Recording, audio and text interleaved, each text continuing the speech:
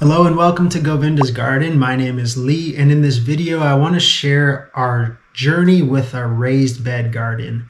I'm going to show you what it looked like before, what it looks like now, what happened last season, some things that we learned, and some things that we're going to try differently in this coming spring. We are in western North Carolina near the Appalachian Mountains in zone 6 or 7-ish. And we are in the process of creating a food forest garden / fruit tree orchard. And we've been going at it for about a year now. We started the raised bed garden project in August of this year. So we selected this spot right off of the deck that faces south and east. So it gets a good amount of sun. It's right near the house, so we can easily watch it. We can easily harvest, water, or do whatever we need to do in the garden. As you can see, there really wasn't much there. So I got some weed barrier fabric and I laid it across the section of the yard where we wanted to put the raised beds. Once the weed barrier fabric was all laid out, I wanted to put some wood chips on top of it to help keep that barrier down, add a little extra weight to it, and prevent weeds from coming up. We were fortunate enough to get our hands on some of those birdie raised beds. They're easy to set up, they're lightweight, and they're very durable. We wanted to lay it out in a way where we could walk through the center and be able to garden on our left and our right side. And then in the back, we chose to configure the raised bed in a long single row. So it creates kind of a U shape of the overall garden. And then of course we needed some soil to fill the beds with. It turned out to be more cost efficient for us to order some topsoil / raised bed mix soil from a local mulch company. And they drove that over in a truck and dumped it in an area really close to where we were going to fill the beds. You can't tell in this picture, but underneath the soil I also threw in some old logs and some more scrap wood in order to give it more bulkness so we didn't have to use more soil than we had. We didn't actually start planting until August 23rd. We picked up some vegetable starts at a local nursery: kale, broccoli, Brussels sprouts, cabbage, and we did some lettuces, a couple stevia plants, some herbs as well. We dedicated one of the beds to herbs primarily. We dedicated one of the beds for plants that were going to start from seeds. We planted a bunch of carrot seeds, some daikon radish, and beets. As you can see in this picture, there isn't any mulch. Our mulching strategy was bad. We started out with no mulch, and then later on kind of sprinkled in some wood chips, like hard wood chips, around the beds. They take a relatively long time to break down. So I think next year I want to start with mulch on top of the beds, a lighter mulch, maybe a straw, or maybe some already decomposed wood chips, and then put that on top of the bed and then plant by pulling away a little bit of the mulch on the surface and planting the transplant or planting the seeds there. I realized the importance of mulch in the raised beds because the top of the soil here started to get hard, and there was kind of like this thicker crust, maybe like an inch deep on top of the soil. And that's not good, especially for young plants that are growing from seeds. Trying to break through that hard surface is not going to happen. So we basically failed in this whole raised bed. Like, the plants that started from seed did not do well.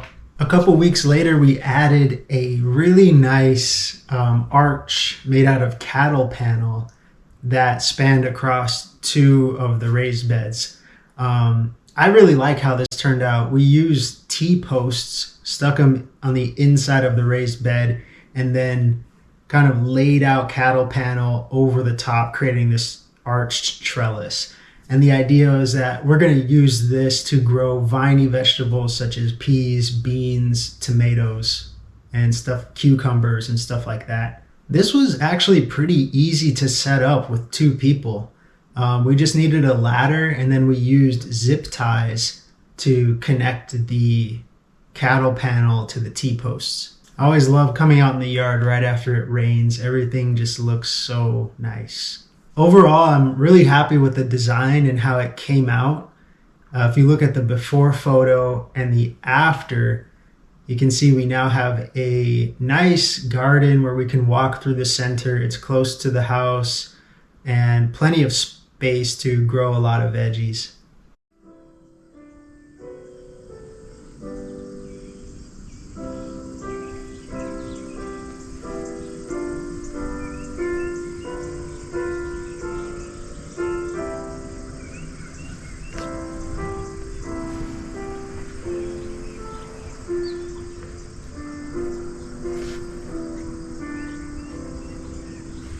I was pretty excited to see how our plants were doing and to have some really nice broccoli and some cabbage this fall.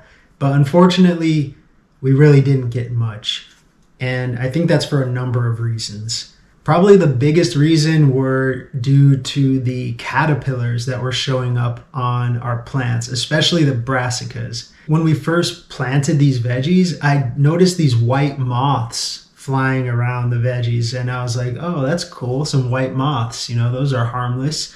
But little did I know that they were laying eggs that would grow into caterpillars, and these caterpillars are little beings that all they do is eat and poop all the time. And they were eating our entire garden, basically. They lived inside of the cabbage, inside of the plants. They would even eat throughout the night as well. So we would wake up and there would be big holes in the leaves. The plants need the leaves. They're kind of like the solar panels where they take in the solar energy from the sun, convert that to carbohydrates and material that the plant needs to grow and eventually produce the vegetable. But if the caterpillar is eating the leaves, the plant stands no chance and it's not going to grow, as I witnessed with many of our kale, broccoli, cauliflower, and many other vegetables. I was telling this very kind woman at our local nursery about this, and she recommended using some beneficial bacteria called BT. So it's a spray that you can spray on your plants that's organic, that repels these particular caterpillars. She also recommended trying to prevent the white moths from laying eggs on the plants in the first place. And you can do that by creating a hoop and then putting this white material over it so that the moths don't get into your garden and lay the eggs and spawn a whole bunch of caterpillars. We were able to get some snow peas and some sweet peas to grow up the trellis and produce a couple of peas, but eventually those died and some of them started to turn yellow.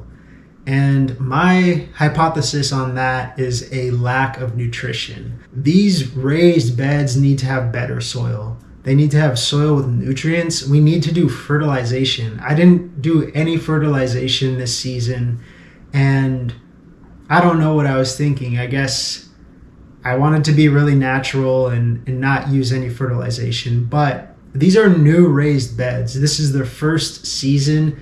The soil isn't great, and I think I just needed to add some food for these plants so they could be healthy. And from what I understand, like when a plant turns yellow, it can be a lot of reasons, but one of them is just like a nutrient imbalance or a lack of nutrients. And these peas started looking really weak, and even some of the other plants as well. So next season, I plan to use some fertilization, use some soil amending, add some nutrients, give these plants something to eat so they can get healthy and strong. The lettuces that we planted were the most successful. And what I learned about lettuce is that I need to harvest it more frequently. For some reason, I was thinking to let the lettuce grow to be as big as it can and then harvest the whole thing. But lettuce grows really quickly, and it can grow repetitively as well. Like you can get many rotations of a lettuce in one season. And also, when the lettuce is young and tender, that's when it tastes the best. I found that some of the older lettuce that I let grow for a longer time was more bitter, whereas the young and tender leaves are better. So next year, I'm gonna plant lettuce and just harvest it more frequently. Another good thing about lettuce is that the caterpillars didn't even touch it at all. So that was nice. On November 13th, we had our first frost, and that pretty much killed whatever vegetables were still growing at the time. The cauliflower became soggy, the broccoli became soggy and limp, and it kind of put a pause and a halt to anything else that was growing in the garden. So after that freeze, I kind of gave up on the garden. I figured we took an L this season, but we learned a lot and we're gonna do it better next year. So I started cleaning up the beds. I dug up the plants that didn't make it, and I removed the wood chips. After I removed the wood chips, I added some cow manure and some chicken manure. I put that on top, kind of spread it around the top of the bed. And then I added some wood ash. And I've heard this is good to add to soil. It adds some minerals, especially calcium. And I had a lot of it from all the fires we've had in the backyard. So I sprinkled that on top. And then I had some fish emulsion fertilizer that's in liquid form. So I put some of that into a watering can, mixed it around, and just sprinkled that on top. And then I had some of this organic Miracle Grow slow release fertilizer that I sprinkled on top as well. And at this point in my mind, I'm just like, let's just add a whole bunch of stuff and try to make the soil good for next year. So I pretty much added fertilizer and soil amendments that I had. I also added some mushroom compost to a couple of the beds. And then one thing that was really cool is that we created these compost bins out of garbage bins that were drilled with holes on the side, top and bottom for aeration. And we've been putting food scraps in there for about 6 months. And it was awesome to open it and to see that a lot of it was broken down and that there were worms in there. I was really happy to see that, and it was quite rewarding to know that we can put our food scraps in these bins and they eventually turn into compost and soil. So I knew that there's a lot of microorganisms in there, and those things would be great to have in the raised beds so they can eat stuff, poop stuff out, and make the soil better, add some more nutrients to the soil, and then we hopefully will get healthier plants next season. So I took that food scrap compost mixture we had and I sprinkled some of it across all of the raised beds. I collected some leaves from people's homes over this fall that they rake and bag up and put on the side of the road. I picked up a couple bags of those. I sprinkled a little bit. I didn't go too heavy at all, but I put some leaves on top of that compost mixture, and then I kind of watered everything down a little bit. And then I had these tarps that I used to put over the top of the bed and put some bricks on top of them. So we have the tarp that is going to absorb some solar energy, which will keep the surface of the raised bed relatively warm, definitely warmer than it would be without it. And also that tarp is going to help trap in moisture, as well as give the warmth that will help the microorganisms break down the soil, break down that compost even more. And what I'm hoping for is by springtime, when we do our first planting, we'll uncover these tarps, we'll have healthier, more nutritious soil, and we'll have a better growing season in the spring. So that's pretty much where we stand with the raised bed garden. It started in August, it's now December. And these beds are put to rest. We're hoping for a better, more productive season in the spring, and we'll keep you posted. Thanks for watching the video, and if you liked it, press the thumbs up, give it a like. If you have any guidance or suggestions, leave a comment below, because I am new to this. I'm still learning a lot, and I know there's a lot of wisdom out there in the YouTube gardening scene. So if you have any ideas or some constructive criticism for us, please let us know in the comments, and we'll see you next time.